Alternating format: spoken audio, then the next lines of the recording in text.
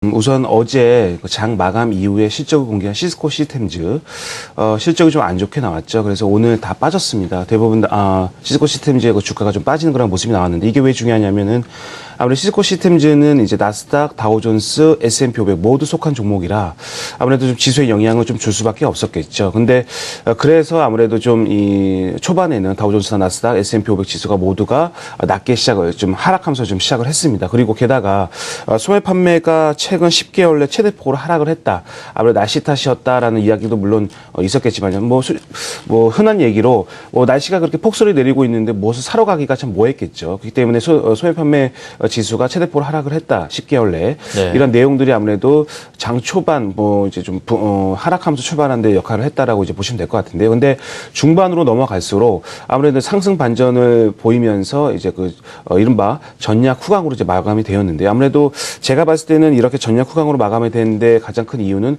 애플 컴퓨터에 있었다라고 보시면 될 것 같은데요. 애플 컴퓨터가 오늘 한 1.6%가량의 상세를 보이면서 마감이 되었는데 아무래도 시가총액이 큰 종목이다 보니까 장을 이끄는데 역할을 했다라고 이제 생각을 하시면 될 것 같습니다. 그리고 여러 가지 봤을 때 대표적인 케이블 TV 회사 이제 타임워너 케이블이라고 할 수 있죠. 피인수와 관련된 이야기가 나왔는데요. 이러한 내용들은 계속적으로 제가 이제 말씀드리는 부분이지만 뉴욕 증시에서는 물론 올라가는 종목들은 계속 올라가고 있습니다. 페이스북이라든지 트위터라든지 테슬라 모터스 올라가는 종목 계속 올라가고 있는데 특히 최근에는 이 컨텐츠와 관련된 종목들의 움직임이 좀 활발하게 진행이 되고 있다. 근데 이와 관련돼 가지고 또 M&A가 설이 좀 나오고 있다는 것은 설이 아니라 좀 확인이 됐죠. M&A와 관련된 이야기가 나온다는 것은 이제 바야흐로 모두 다가 이제 가지고 있는 이 아이폰, 그다음 갤럭시 S 등과 같은 장비로 인해서 우리가 확인할 수 있는 만화 영화라든지 동영상 콘텐츠라든지 여러 가지 콘텐츠를 이용할 수 있는 이런 시대가 도래가 되고 있는 모습이 아니겠냐 생각이 드는데요. 아무래도 이제 콘텐츠 시대 도래를 알리는 이런 M&A다라고 이제 보시면 될 것 같고 애플 컴퓨터가 왜 지금 최근에 콘텐츠 회사를 자꾸 흡수합병을 하려고 하는 그런 이유들도 아무래도 이제 장비 쪽보다는 이제 콘텐츠, 이제 하드웨어 쪽보다는 소프트웨어 쪽에 강점을 지닌 어떤 종목들의 움직임이 올해 내내 좀 활발하게 움직일 수 있을 것 같다라는 것을 알리는 어떤 내용이지 않았겠냐라는 말씀을 덧붙이도록 하겠습니다. 그림을 한번 잠깐 보도록 하겠는데요. 네. 애플 컴퓨터가 어느새 이렇게 올랐습니다. 그러니까 우리가 실적은 그래도 그나마 그래도 괜찮게 나왔는데 1분기 실적이 전망이 안 좋다라는 내용이 나오면서 개파락이 그만 나왔었죠. 그래서 굉장히 좀 안 좋은 모습이 나왔었는데 이게 어느새 다 회복이 됐습니다. 다 회복이 되면서 어느새 또 이 개파락한 것을 다 메꾸는 흐름이 나왔거든요. 그러니까 애플 컴퓨터가 다시금 이렇게 올라가고 있는 모습이라서 이와 관련된 종목들에 대해서는 다시금 또 우리가 재조명을 좀 할 수 있는 부분이 있다. 그러니까 우리나라에 상장되어 있는 그런 관련주들, LG 디스플레이라든지 하이닉스라든지 다른 어떤 여타의 관련주들도 한번 살펴볼 필요가 있지 않을까라는 말씀을 드리도록 하겠고요. 나스닥 지수 볼까요? 네. 나스닥 지수가 어느새 또 직전 고점까지 올라왔습니다. 어마어마하죠. 그러니까 거의 많이 빠져가지고 고점 논란에다가 여러 가지 이야기가 신흥국 증시의 어떤 불안이라든지 이런 이야기가 굉장히 많이 나오면서 하락이 나왔는데 나스닥은 오히려 또 직전 고점까지 올라가고 있는 모습이어서 다 회복이 됐습니다. 그래서 전체적으로 봤을 때는 이러한 어떤 내용들 다시금 또 상승 추세가 가는 거 아니겠냐. 상승 추세는 이미 다시 재도립이 됐고요. 직전 고점을 돌파하면 또 올라가는 거 아니냐라는 이야기까지 나오고 있어서 뉴욕 증시 다시금 또 새로운 또 역사를 쓰고 있는 어떤 흐름이 좀 나오고 있다라고 보시는 나오고 있다라고 좀 먼저 말씀을 드리도록 하겠습니다. 알겠습니다. 이런 글로벌 증시 상황이 우리 증시에도 좀 영향이 어떻게 미칠까도 들어봐야 되겠지만 일단 어제 말이죠. 옵션 만기일도 있었고 금리도 동결이 된 상황이긴 하지만 네네. 여러 가지를 따져보더라도 일단 1940선에 안착을 했으면 좋겠는데 아무래도 저항을 많이 받는 듯한 모습이었거든요. 네네네. 예.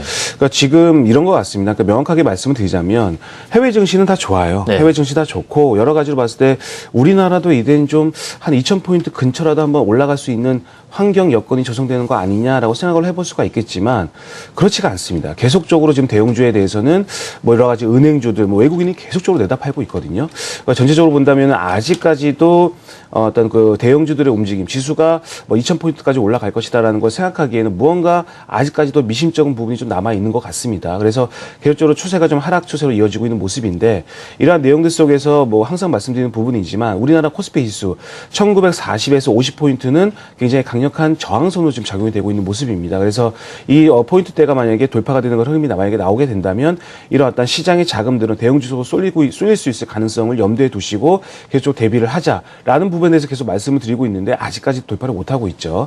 현대차, 기아차, 뭐 삼성전자도 물론 마찬가지고 뭐 조선주도 마찬가지고 화학주도 마찬가지고 최근에 화학주 중에서 롯데케미칼이 좀 올라오고 있는 모습을 좀 보이고 있지만 예. 아직까지도 명확한 주도주다라고 볼 수는 좀 뭔가 좀 부족하고요.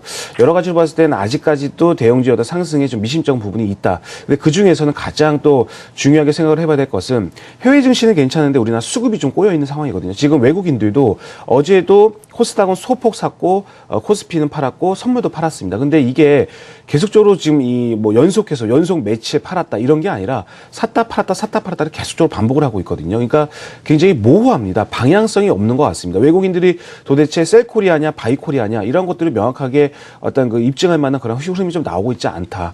이러한 것들도 제가 봤을 때는 외국인의 입장에서 내가 만약에 외국인이다라고 가만히 놓고 봤을 땐 우리나라보다는 아직까지도 유럽이 더 좋을 것 같고 일본이 더 좋을 것 같고 그리고 좀 이 베팅을 만약에 좀 한다면 아르헨티나가 더 좋을 것 같고 터키가 더 좋을 것 같습니다. 그러니까 우리나라는 뭔가 외환 보유고도 좋고 펀드멘탈은 우수한데 그만큼의 매력도가 좀 떨어진다고 볼 수가 있겠죠. 외국인의 입장에서 본다면 우량주도 아니고 그렇다고 성장주도 아닌 그야말로 뭐 성숙주와 관련된 어떤 그 흐름이지 않을까라는 생각이 듭니다. 그래서 아직까지도 외국인들이 모호한 어떤 이 입장, 스탠스를 좀 구사하고 있는 모습이기 때문에 방향성이 없는 그리고 올라간다고 해도 뭐 그렇게 좀 제한적인 상승이 좀 나오고 있는 그런 흐름이 나오고 있다라고 좀 말씀을 드리도록 하겠습니다. 그래서 이러한 내용들 속에서 조금씩 그래도 대형주 쪽에서 매기가 조금씩 들어오고 있는 종목들이 좀 꽤 있거든요. 그러니까 중장기적으로는 대형주 쪽 조금씩 분할 매수 관점을 좀 바라보시는 게 좋을 것 같고 하지만 아직까지는 그래도 뭐니 해도 일단 그 개별 재료를 보유한 개별주 장세, 종목 장세가 계속 연출되고 있기 때문에 이러한 쪽으로 단기 대응을 하시는 게 좋은 방법일 수 있겠다라는 말씀을 드리면서요. 예. 그림 보겠습니다. 보신다면 코스피 지수 보도록 하겠습니다. 지금 지수상으로 봤을 때 뭐 우리가 흔히 알고 있기로 기술적 분석을 하시는 분들도 이렇게 이해할 수가 있겠죠. 고점은 계속 낮아지고 있고요. 이렇게 낮아지고 있고 저점도 계속적으로 낮아지고 있는 상황 속에서 이게 지수상으로 봤을 때 뭐 상승추세냐 이렇게 말하기에는 좀 무리가 있는 차트 모양이 계속적으로 나오고 있고요. 이것을 10분 봉 차트로 한번 보겠습니다. 10분 봉으로 본다면 계속적으로 말씀드리고 있는 1940에서 1950포인트 이 부분은 굉장히 중요한 부분입니다. 그래서 여기가 만약에 돌파가 된다면 작년 어떤 그 9월 이후에 그 하락 추세가 돌파가 되는 거 시점이라고 보시면 될 것 같은데 이 부분이 돌파되기 전까지는 아직까지도 어떤 심리적으로 아직까지 불안한 어떤 이 흐름이 이어지고 있구나라고 생각을 하시면 될 것 같아요. 그래서 뭐 펀드멘탈도 물론 봐야 되겠지만 기술적 지표상 1940에서 50포인트 돌파 여부 이게 가장 대형주가 움직이는데 가장 큰 관건이지 않을까라는 생각이 들고요. 그리고 두 번째로는 컴투스 한번 볼까요? 컴투스가 어제 많이 올랐죠. 상한가를 기록을 했습니다.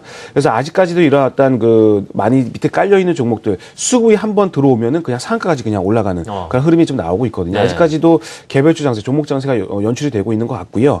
마지막으로는 삼성전기 보도록 하겠는데 아직까지도 실적도 안 좋습니다. 별로 뭐 좋은 거 별로 없거든요. 근데 바닥권에서 지금 최근에 외국인들이 그동안 내다 팔던 걸 조금씩 이제 둔화가 되고 있고 기관의 수급은 조금 들어오고 있고 이러한 종목들이 혹시나 만약에 코스피 지수가 1950포인트 넘어서는 그런 흐름이 나온다면 뭐 쉽게 말해서 컴투스에서 삼성전기로 자금이 이동될 수 있다는 부분이겠죠. 그래서 이러한 종목들이 그 추세와 상향 돌파되는 흐름이 나오게 된다면 또 빠르게 반등이 나올 수 있는 부분이 있기 때문에 이러한 점들도 한번 염두를 해두시면서 시장의 대응 전략을 짜는 게 어떨까라는 말씀으로 끝맺음을 짓도록 하겠습니다.